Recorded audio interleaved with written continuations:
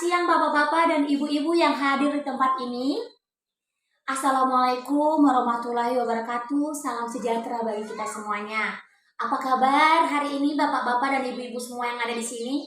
Saya berharap semuanya dalam keadaan sehat dan tetap semangat dalam menghadapi hari-harinya. Seperti kata pepatah, kenal maka sayang, tak kenal maka tak sayang. Izinkan saya memperkenalkan diri saya dahulu. Nama saya Evi Listida Sinaga. Saya biasanya dipanggil dengan Evi.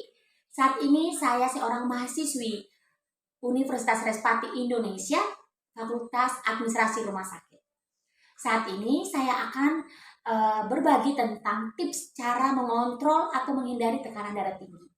Tapi sebelumnya, menurut data Riskesdas tahun 2018, bahwa 63 juta orang masyarakat di Indonesia terkena penyakit hipertensi dan 402 orang mengakibatkan kematian. Jadi sungguh berbahaya penyakit ini. Kemudian ada beberapa hal dari hipertensi itu yang mengejutkan. Yang pertama itu adalah penyakit hipertensi dinyatakan sebagai silent killer atau pembunuh diam-diam. Kenapa dikatakan pembunuh diam-diam? Karena penyakit ini sering sekali tidak menimbulkan gejala, tidak menunjukkan gejala, sehingga banyak sekali tidak mengetahui apakah terkena penyakit hipertensi atau tidak.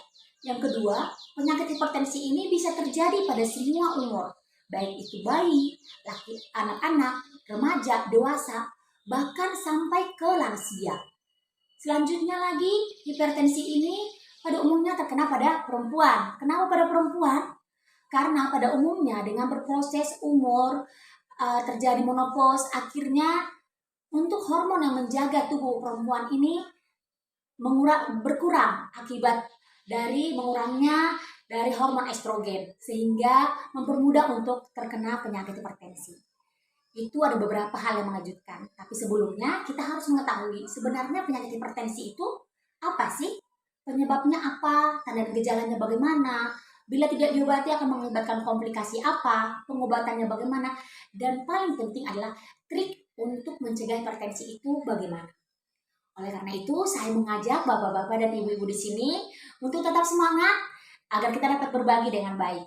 Saya awali dari pengertiannya dulu. Hipertensi ini adalah peningkatan tekanan darah dari normalnya. Yang normal itu adalah 120/80. Tetapi bila sudah dinyatakan di atas 120/80, itu kita sudah diagnosa dengan tekanan hipertensi, tekanan darah tinggi.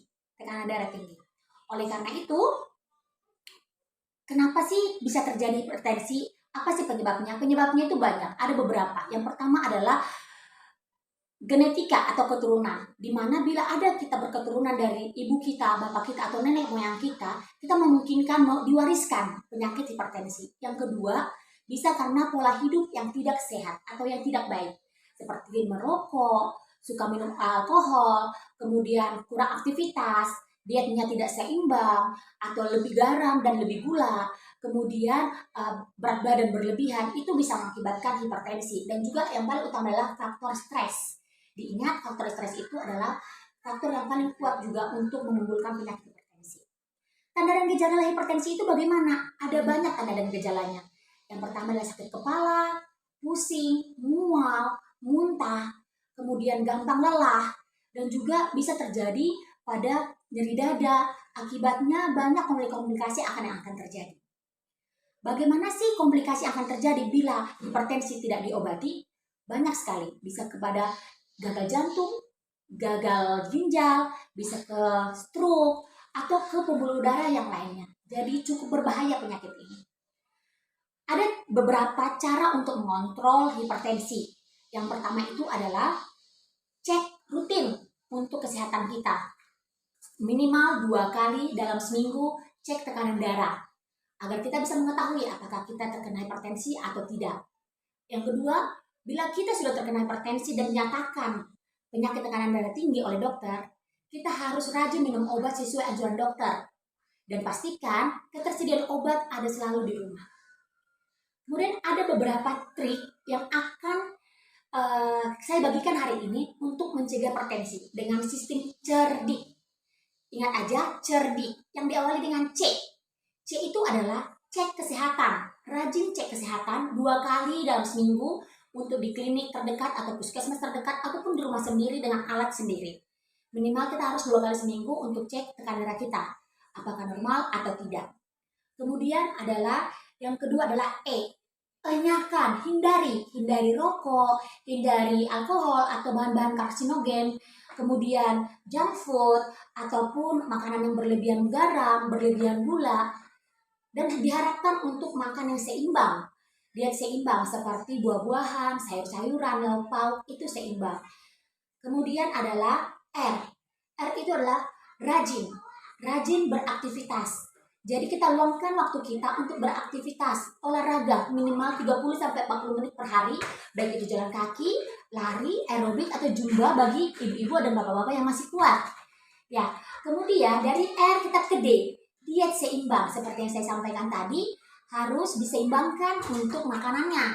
Kurangi gula, kurangi garam, kemudian perbanyak makan buah, perbanyak makan sayur-sayuran. Kemudian I itu adalah istirahat yang cukup. Istirahat yang cukup kita itu adalah minimal 6-8 jam per hari. Yang terakhir adalah K, kelola stresnya. Dengan cara bagaimana mengelola stres kita? Boleh dengan yoga, ataupun membaca, ataupun menonton, ataupun bercerita dengan teman dekat, bahkan bercerita atau curhat hati dengan pasangan kita masing-masing. Oleh karena itu, dengan hal-hal ini, saya mengajak Bapak dan Ibu semuanya di sini tetap semangat dalam menjaga pola hidup yang sehat, gaya hidup yang sehat. Jaga apa yang kita makan, jaga pola stres kita, istirahat yang cukup, itu sudah cukup untuk menghindari penyakit-penyakit ini. Oleh karena itu, saya berharap Bapak dan Ibu di sini semuanya tetap semangat dalam menjaga kesehatan, karena sehat itu bukan suatu kemewahan, tapi sehat itu murah, tapi dia akan mahal bila sehat itu sudah terkena sakit. Dengan cerita ini, dengan akhir cerita ini, maka saya akan mengakhiri presentasi hari ini. Semoga apa yang saya sampaikan, trik yang saya sampaikan tentang mengontrol tekanan darah tinggi sangat bermanfaat untuk kita semua. Saya yakin saya bisa, Bapak Ibu bisa, semua bisa. Kita sehat agar kita menjadi lansia yang aktif, lansia yang mandiri, dan lansia yang sehat. Terima kasih.